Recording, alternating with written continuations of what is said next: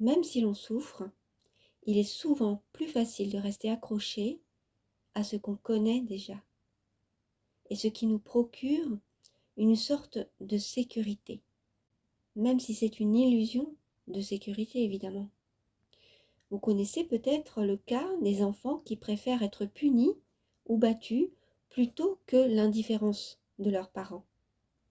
Parce que quand c'est pour de mauvais traitements, leurs parents s'occupent d'eux, entre guillemets, finalement.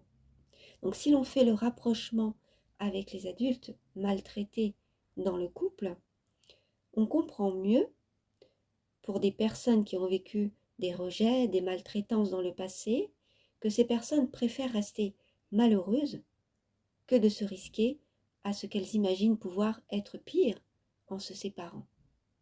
Et donc elles préfèrent donc rester malheureuses.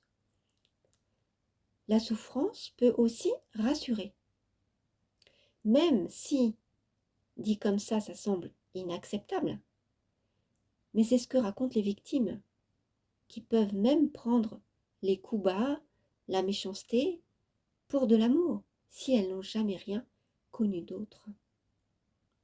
Il suffit de se rappeler l'adage « Qui aime bien, châtie bien ». C'est vraiment important de regarder en face les principes avec lesquels on a été éduqué et tout ce qu'on a entendu dans notre enfance.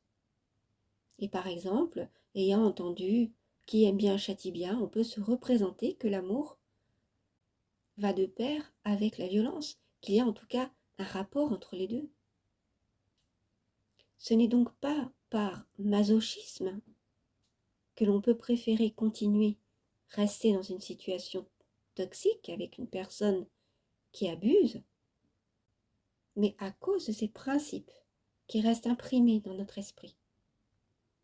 L'analyse transactionnelle appelle cela des drivers, parce qu'ils guident nos comportements.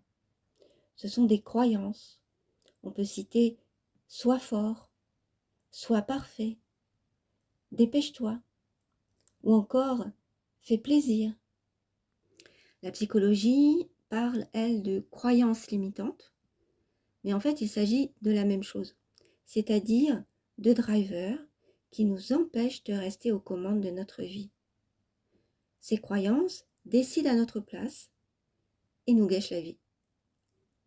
Elles peuvent venir de notre famille, concerner la loyauté familiale par exemple, le cercle amical.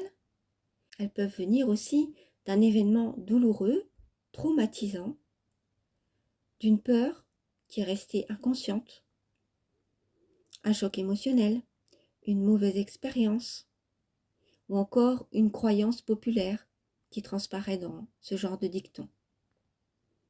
Prendre conscience de ses propres drivers, de ses propres croyances, pour dépasser nos problématiques, constitue une étape incontournable pour sortir des situations toxiques.